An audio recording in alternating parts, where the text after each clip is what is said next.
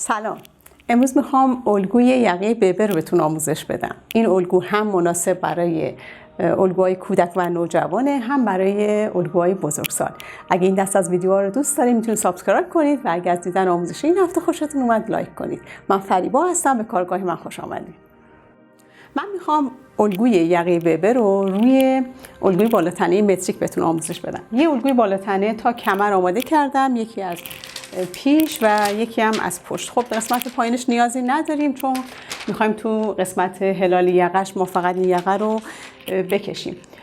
من از الگوی متریک استفاده کردم، اما شما از هر الگویی که دارین میتونید استفاده کنید. چه الگویی که حاضری خریده باشین، چه مولر و گرلاوین، هر الگویی که داشته باشین. اگه الگوتون لقی‌گیری داره، لقی‌گیریاشو انجام بدین، آمادهش بکنید برای رسم این یقه ببه.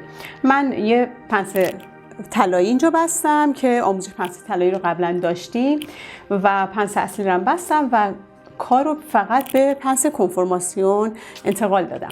بعد از تمام این کارا این هلال یقه اولیه‌مون بود. اینو بهتون بگم که این الگو رو هم میتونید برای لباس‌هایی استفاده کنید که جلوش بسته است و هم برای لباسایی که جلوش بازه و همگرد داره. من در هر دو مدل رو بهتون آموزش میدم.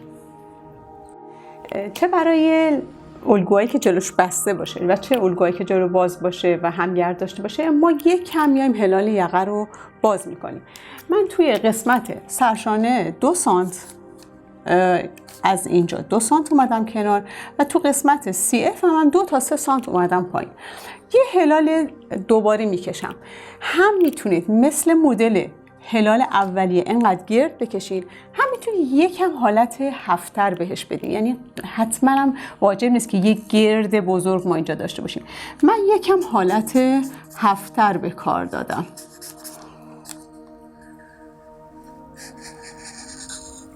الان اینو دارم تا اینجا میکشم چون میخوام برای لباسایی باشه که قشنگ CFش همینجاست، هنوز همگرد نداره.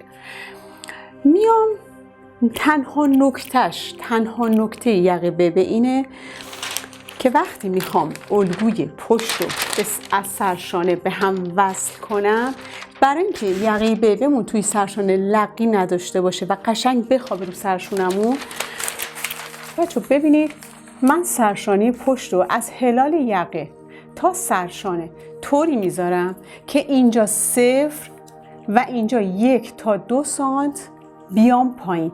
یعنی تو این فاصله 1 تا 2 میام پایین. هم میتونم الان یه خط اینجا بکشم بعد اینو وصل کنم، هم اصلا نیازی هم شاید نباشه. من اینو میذارم اینجا و الگوی پشتمو میام پایین انقدری که 2 سانت 1 تا 2 سانت بیاد پایین. هر چقدر یقتون بزرگتر باشه این باید به عدد 2 نزدیکتر باشه. یعنی اگه یقتون مثلا 5 سانته اینجا میتونی 1.5 بیاین، ولی وقتی داره یقتون یه یقه بزرگ میشه و داره به سرشانه نزدیک میشه بهتره تا 2 سانت بیاین پایین. بذارین براتون عددش هم بنویسم که ببینید از سرشانه مثلا از اینجا 2 سانت من میام پایین، یه خط میکشم.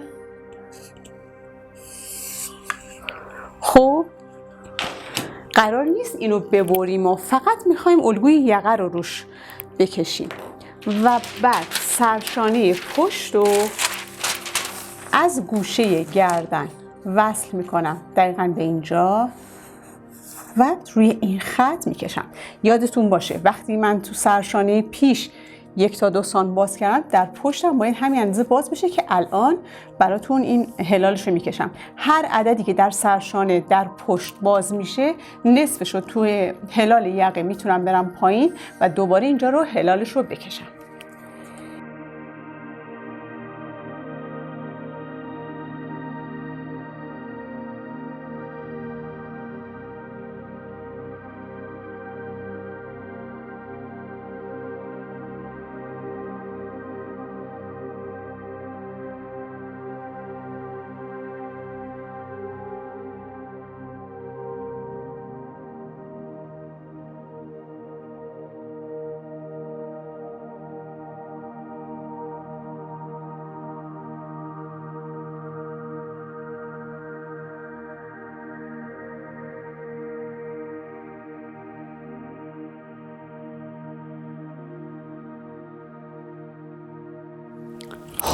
حالا این هلال یقمون مشخص شده.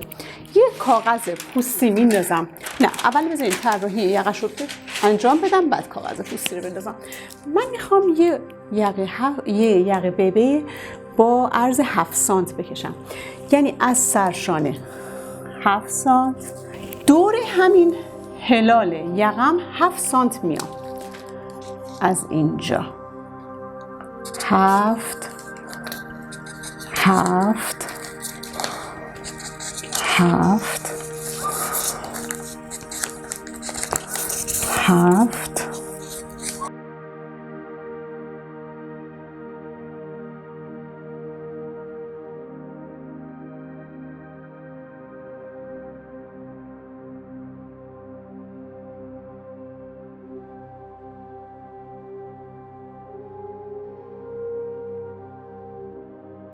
اما تو قسمت پشت به جای 7 سانت 7 سانت و نیم میام. میخوام اینجاش یه خورده قشنگتر بیسته. اینجا رو 7 و نیم میام.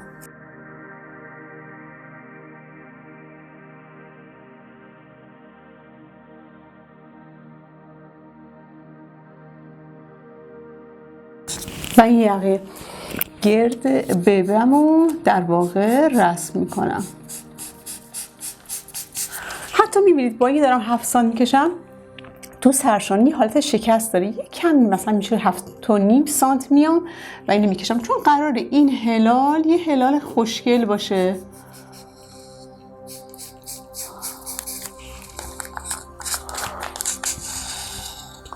خب اگه لباستون جلو بسته است، این CF اصلیتونه و قسمت پایینش هم که میخوام ببه کنم تقریبا 2 سانت از اینجا 2 سانت از اینجا میرم و یه هلال خوشگل به یقه ببه میدم، یعنی دقیقا مثل یک ب شده.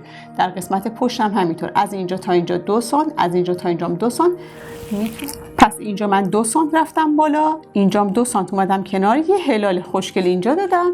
تو این قسمت هم همینطور میتونیم پشت یقه بمون رو حتی ساده برداریم. قرار نیست حتما توی پشت یقمون حالت ب باشه، ولی اگه دوست داشتین میتونید این کار رو انجام بدین. اگه کارتون جلو بسته است و قراره CFتون همینجا باشه، دقیقاً از خط CF این یقه میاد طراحی میشه.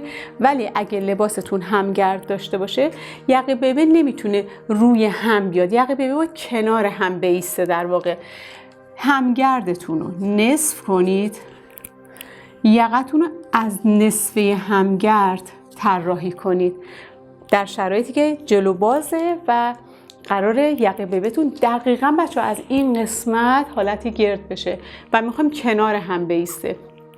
البته میتونید از اینجا هم همون یقه ببه رو بزنید، ولی 1 سانت و نیم فاصله میفته بین یقتون، یعنی همگردتون روی هم میاد، بعد یقه ببهتون شکل میگیره. اگه کار بسته باشه جلوش، پشت کارتون بازه در واقع، یعنی حتما باید CBتون باز باشه، حالا زیپ بخوره یا دکمه بخوره که بتونید شما بپوشینش. ولی اگه جلو باز باشه که پشت کارمون بسته است. خب حالا یه کاغذ میندازم روی این، یه کاغذ پوستی میندازم و یقمو کپی میکنم.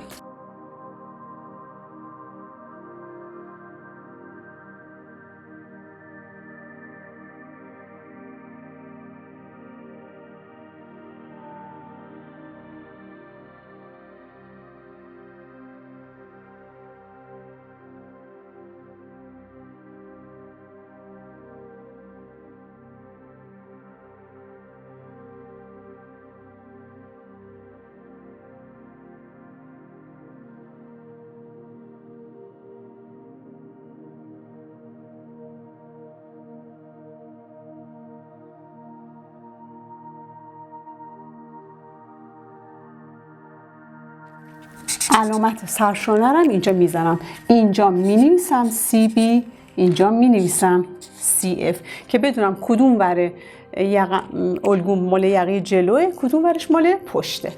حالا اینو ور میدارم.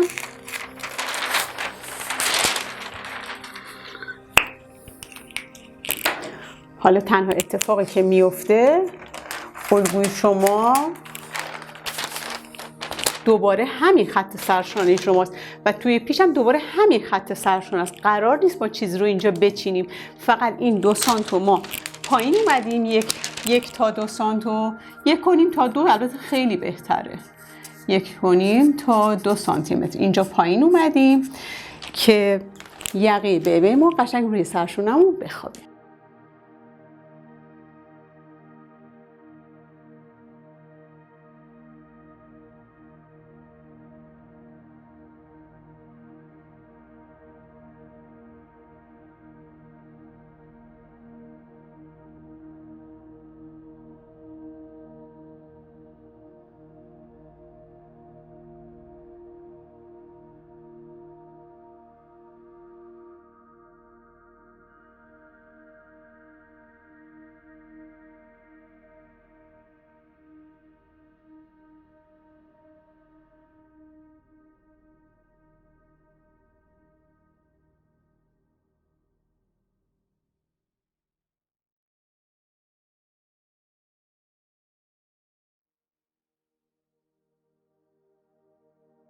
در واقع وقتی من این میذارم روی این بچه‌ها سرشانه ببینید دقیقاً با همینه، ولی این 2 سانتی که اومدم پایین باعث میشه یقه‌م بهتر باشه.